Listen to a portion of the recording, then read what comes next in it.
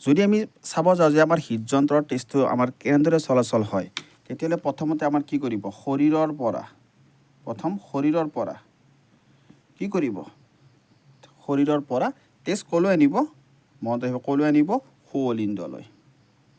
মনত ৰাখিবা তেজ প্ৰথমতে ক'ত আনিব সু অলিন্দৰ পৰা ক'ত যাব তেজ সু অলিন্দৰ পৰা তেজ যাব আমাৰ সু নীলয় মনত ৰাখিবা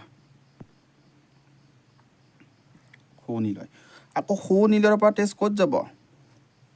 সু নীলৰ পৰা তেজ যাব আমাৰ হাওঁফাওঁ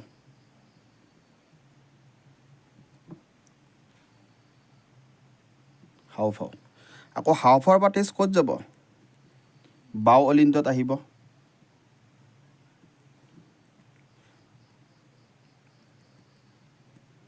বাওঁ অলিন্দত আকৌ বাওঁ অলিন্দৰ পৰা তেজ ক'ত যাব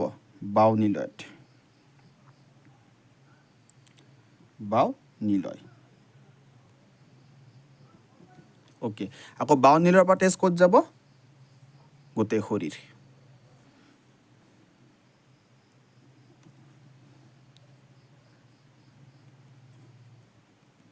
আমি গম পালোঁ শৰীৰৰ পৰা অক্সিজেনবিহীন তেজখিনি কোনে আনিব ইয়াত থাকিব আমাৰ ঊৰ্ধ্ব মহাশিৰা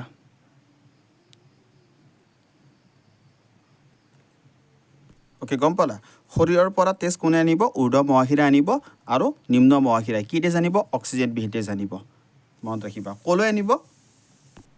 সেই তেজ অক্সিজেনবিহীন তেজ ক'লৈ আনিব সু অলিন্দলৈ আনিব সেই সু অলিন্দৰ পৰা সু নীলয়লৈ সেই অক্সিজেনবিহীন তেজখিনি ইয়াত আহি জমা হ'ল ইয়াৰ পৰা আকৌ ইয়াত আহিব মনত ৰাখিবা ইয়াৰ পৰা ইয়াত আহিব সু অলিন্দৰ পৰা সু নীলয়লৈ আহিব লগা হ'লে ইয়াত কি থাকিব দৰ্জা থাকিব সেই দৰ্জাখনৰ নাম কি ট্ৰাইকাস্পিড কপাট ওকে গম পালা সু অলিন্দৰ পৰা সু নীলয়লৈ অক্সিজেনবিহীন তেজখিনি আহি পাবৰ কাৰণে ইয়াত দৰ্জা থাকে সেই দৰ্জাখনৰ নাম কি ট্ৰাইকাস্পিড কপাট এতিয়া সু নীলৰ পৰা ক'ত যাব হাওঁফাওঁত যাব সু নীলৰ পৰা অক্সিজেনবিহীন তেজ হাওঁফাওঁলৈ ক্লোম ধমনীৰ মাজেৰে যাব কৈ দিছিলোঁ ক্লোম ধমনী এতিয়া সু নীলৰ পৰা এই হাওঁফাওঁলৈ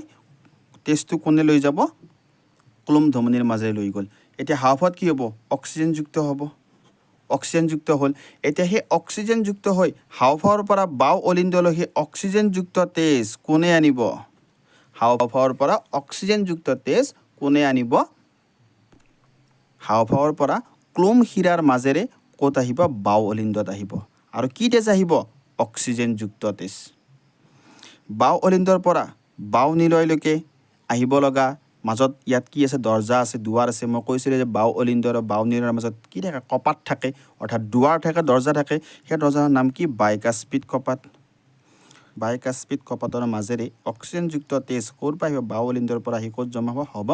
বাওঁ নীলত জমা হ'ব বাওঁ নীলত যেতিয়া আমাৰ অক্সিজেনযুক্ত তেজ জমা হ'ব বাওঁ নীলৰ পৰা গোটেই শৰীৰত আমাক শৰীৰৰ য'ত অক্সিজেনযুক্ত তেজ লাগে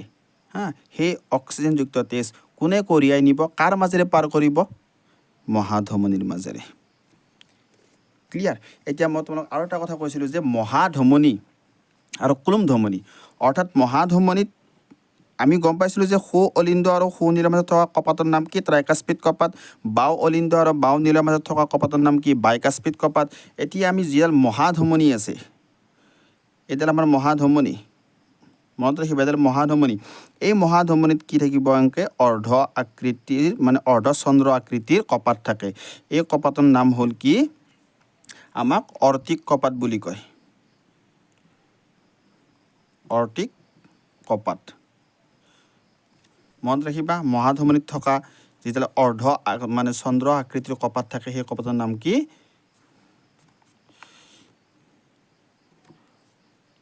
অৰ্টিক কপাট আকৌ এই যে ক্লোম ধমনী বুলি দিছিলোঁ মই ক্লোম ধমনী অৰ্থাৎ ক'ত সু নীলৰ পৰা অক্সিজেনবিহীন তেজ হাওঁফাওঁত যি যায় ক্লোম ধমনীৰ মাজেৰে সেই ক্লোম ধমনীটোত কি থাকে আমাৰ অৰ্ধ আকৃতিৰ কি থাকে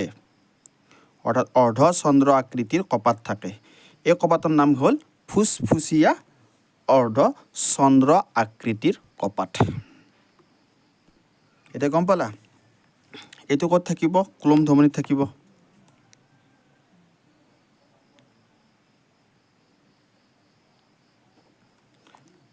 ক্লিয়াৰ